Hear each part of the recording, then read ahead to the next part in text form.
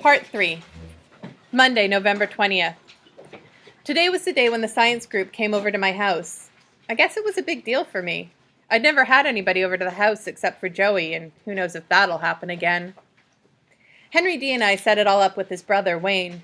Wayne was due to spray for mosquitoes, so he came by to pick up Teresa, Tino, Henry, and me after school. When he pulled up at Tangerine Middle, I saw that he had already attached the trailer with the sprayer on it.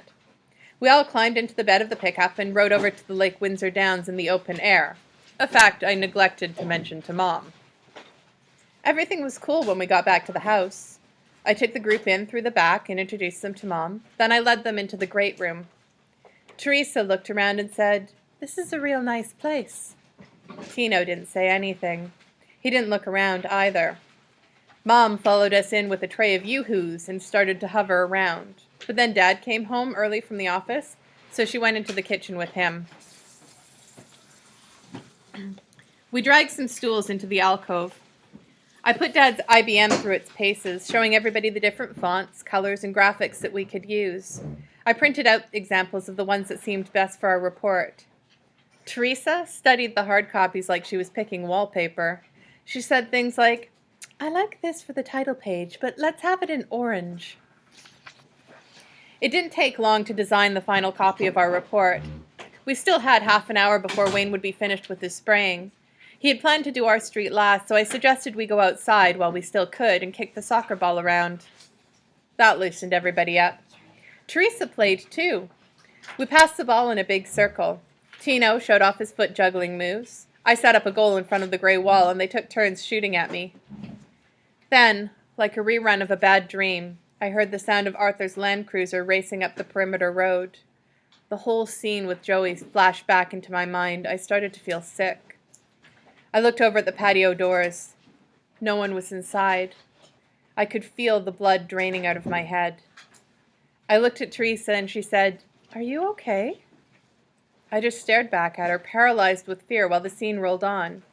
Eric and Arthur came in through the gate. They were both carrying gym bags. Eric was in front, followed by Arthur. They stood still and looked at us.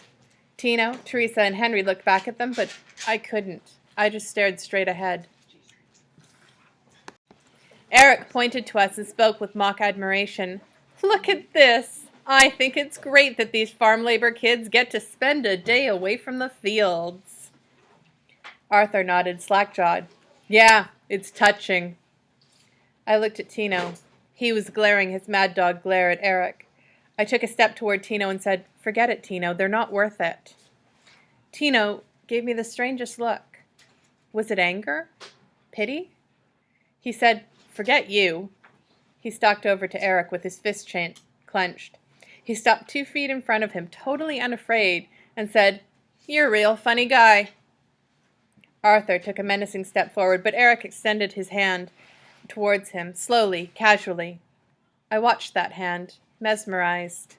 I watched it move like a snake, a slow, casual snake hand, with a gold varsity ring on one finger. Arthur obeyed the hand, but he plunged his own hand into his gym bag and pulled out something short, black, and heavy, like a sock filled with lead. A blackjack? Eric held him in place with the hand and said, as casually as he could, "I don't think we'll be needing that today, Arthur." Then Eric turned his full attention back to Tino, standing insolently before him. The casual snake smile started to slip from his face. Tino stared up at him and spoke as he had before. "A funny guy, yeah. I see you on the TV, and I laugh all the time." Eric's face started to contort. The snake smile was gone now, replaced by something else. But Tino kept it up. "Yeah, I really like that thing you do, funny guy, when you pretend to kick a football, and then you go flying up on the air and land right on your ass." Immediately, faster than I thought I could, faster than Tino thought he could, Eric lashed out, smashing the back of his hand across Tino's face, smashing him so hard that Tino spun halfway around in the air and landed on the grass. Was it hard enough to knock him out? Was it hard enough to kill him? I didn't know. Tino just lay there, flat on the grass. Eric stood over him, his face a mask of rage. Then, like a genie sucking back into a bottle, he regained control. He took a deep breath and motioned with his hand toward the gate.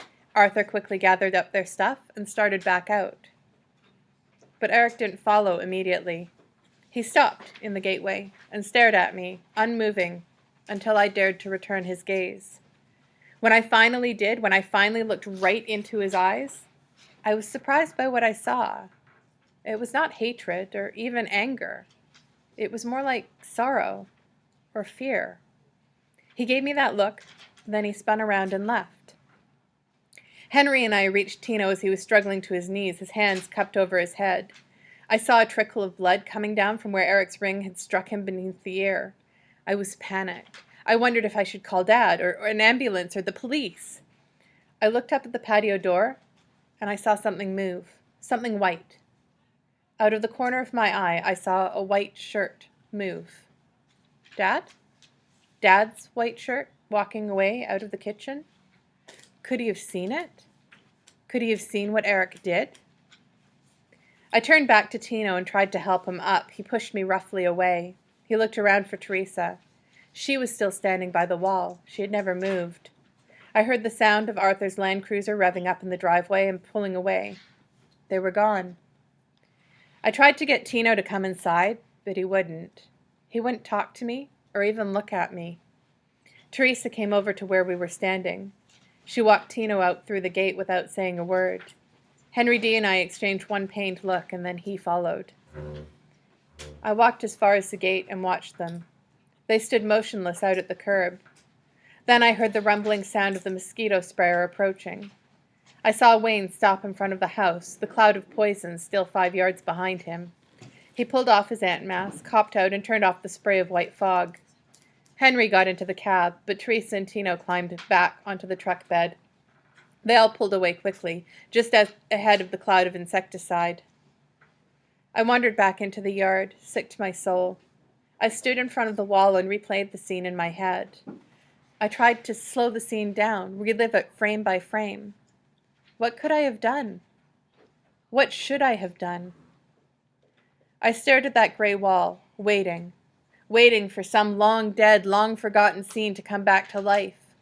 But none did. Nothing came. No answers, no remembrances, no insights.